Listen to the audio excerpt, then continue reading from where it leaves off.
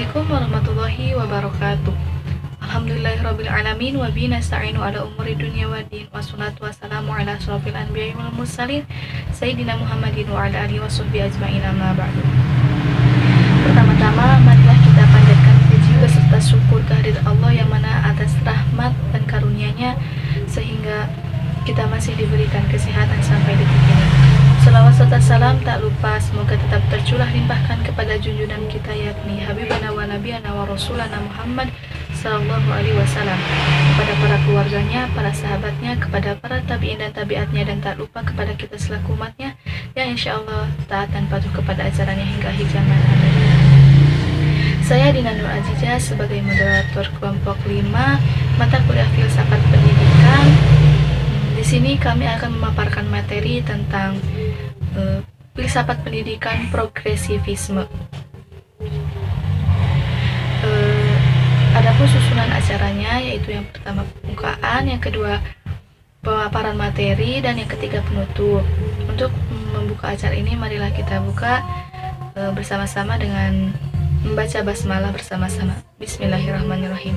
Lanjut ke acara yang selanjutnya yaitu pemaparan materi yang akan disampaikan oleh ketiga rekan saya yaitu Nono Hayatin, Ines Nur Maulita, dan Ajka Hilyatunisa. Kepadanya saya persilahkan. Assalamualaikum warahmatullahi wabarakatuh. Saya Ajka Hilyatunisa ingin memaparkan materi tentang pengertian aliran filsafat progresivisme. Yang pertama, latar belakang munculnya aliran progresivisme. Menurut Whitney tahun 1964 halaman 147, pendidikan aliran progresivisme ini muncul sebagai oposisi atas pendidikan modern tradisional di Amerika Serikat sekitar tahun 1800-an. Kebangkitan ini dipicu oleh adanya anggapan dari masyarakat, terutama para pendidik, bahwa sekolah gagal untuk menjaga langkah dari zaman dengan perubahan hidup yang terjadi dalam masyarakat Amerika itu sendiri. It grew from belief that school had failed to keep pace with rapid change in American life.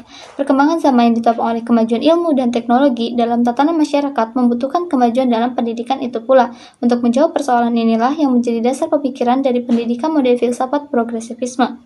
Adapun para tokoh pada tahun 1800-an yang memunculkan aliran filsafat pendidikan ini adalah Horace Mann, Francis Parker, dan G. Stanley Hall. Dan pada tahun 1900-an adalah John Dewey dan William H. Kilpatrick. Para pendidik progresivisme ini mencoba untuk mereformasi metode pendidikan di sekolah dasar. Yang kedua, pengertian progresivisme. Progresivisme menurut bahasa dapat diartikan sebagai aliran yang menginginkan kemajuan-kemajuan secara cepat. Aliran atau teori pendidikan progresivisme adalah teori pendidikan yang memfokuskan pentingnya pendidikan sebagai sarana kemajuan atau liberasi peserta didik. Menurut Wikandaru, tahun 2012 halaman 147, kemajuan atau progres tersebut berarti bahwa pendidikan tidak sekedar dengan memberikan sekumpulan pengetahuan akademik kepada peserta didik, tetapi hendaklah berisi aktivitas atau keterampilan yang mengarah pada pelatihan kemampuan berpikir mereka sedemikian rupa, sehingga mereka dapat berpikir secara sistematis, seperti memberikan analisis, pertimbangan, dan perbuatan kesimpulan menuju pemilihan alternatif yang paling memungkinkan untuk pemecahan masalah yang dihadapi. Menurut Henderson tahun 1959 halaman 121 mengemukakan bahwa pendidikan progresivisme dilandasi oleh filsafat naturalisme romantika dari Rousseau dan pragmatisme dari John Dewey. Progresivisme juga merupakan pandangan hidup yang mempunyai sifat-sifat. Yang pertama, fleksibel, tidak kaku, tidak menolak perubahan, dan tidak terikat oleh doktrin tertentu. Yang kedua, kurius, ingin mengetahui dan ingin menyelidiki. Yang ketiga, toleran dan open-minded, mempunyai hati terbuka. Terima kasih. Aliran progresivisme memiliki sifat-sifat. Sifat negatif. Sifat itu dikatakan negatif dalam arti bahwa progresivisme menolak otoritarisme dan absolut dalam agama. 2. Sifat positif. Positif dalam arti bahwa progresivisme menurut kepercayaan terhadap kekuatan alamiah. 3. Prinsip dasar. Progresivisme menekan pada pentingnya melayani perbedaan individu. 4. Pendekatan. Progresivisme berdasarkan pada keyakinan pendidikan. Pandangan progresivisme berdasarkan pandangan ontologi, epistemologi, dan aksiologi. A. Ontologi progresivisme. B. Epistemologi. C. Aksiologi. B. Ciri-ciri filsafat pendidikan. Berdasarkan 1. Pendidikan dianggap mampu merubah. 2. Kepercayaan bahwa manusia sebagai subjek yang memiliki untuk menghadapi dunia dan skill. Terima kasih. Assalamualaikum warahmatullahi wabarakatuh. Saya Nana Hayatin. Di sini saya akan melanjutkan materi dari Saudari Ines. 4. Progresivisme adalah satu filsafat transisi antara dua konfigurasi kebudayaan yang besar.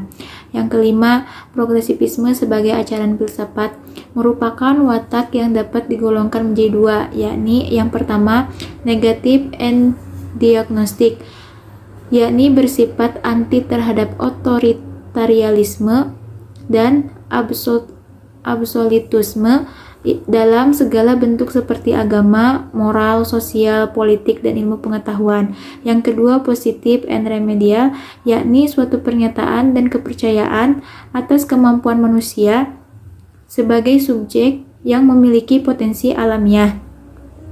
Yang selanjutnya, tokoh-tokoh aliran progresivisme.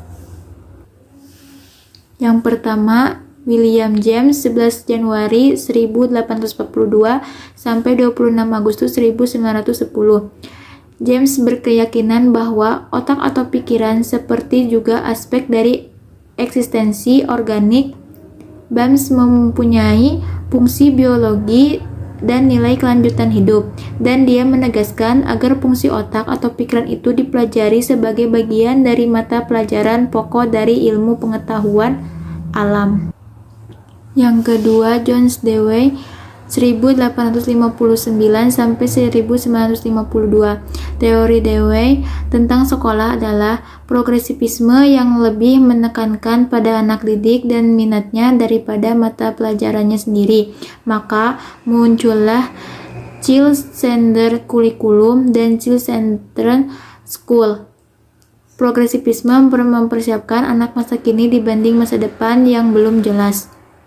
Yang ketiga, Hans Fallhinger 1852 sampai 1933. Menurutnya, itu hanya mempunyai arti praktisi persesuaian dengan objeknya, tidak mungkin dibuktikan. Satu-satunya ukuran bagi berpikir ialah gunanya, atau dalam bahasa Yunani pragma, untuk mempengaruhi kejadian-kejadian di dunia. Segala pengertian itu sebenarnya bukan semata-mata jika pengertian itu berguna untuk menguasai dunia, bisa dianggap benar asal orang tahu saja bahwa kebenaran ini tidak lain kecuali kekeliruan yang berguna saja. Selanjutnya, pengaplikasian progresivisme dalam pendidikan. Yang pertama, proses belajar. Filsafat progresivisme mengakui anak didik memiliki akal dan kecerdasan untuk berkembang dan mengakui individu atau anak didik pada dasarnya adalah insan yang aktif, kreatif, dan dinamis dalam menghadapi lingkungannya. Yang kedua, guru. Peran guru dalam suatu kelas yang berorientasi secara progresif adalah berfungsi sebagai seorang pembimbing atau orang yang menjadi sumber yang pada intinya memiliki tanggung jawab untuk memfasilitasi pembelajaran siswanya. Guru berhubungan dengan membantu para siswa mempelajari apa yang penting bagi mereka. Terhadap tujuan ini, guru progresif berusaha untuk memberi siswa pengalaman-pengalaman yang mereplikasi kehidupan keseharian sebanyak mungkin. Yang ketiga, sekolah. Sekolah yang baik itu adalah sekolah yang dapat memberi jaminan para siswanya selama belajar. Maksudnya adalah sekolah harus mampu membantu dan menolong siswanya untuk tumbuh dan berkembang serta memberi kekuasaan tempat untuk para siswanya mengembangkan bakat dan minatnya melalui bimbingan guru dan tanggung jawab kepala sekolah. Yang keempat, kurikulum. Filsafat progresivisme menghendaki jenis kurikulum yang bersifat luas atau fleksibel dan eksperimental atau pengalaman. Jadi kurikulum bisa diubah dan dibentuk sesuai dengan zamannya. Yang kelima, prinsip pendidikan. Menurut progresivisme, pendidikan selalu dalam proses pengembangan. Penekanannya adalah perkembangan individu, masyarakat, dan budaya.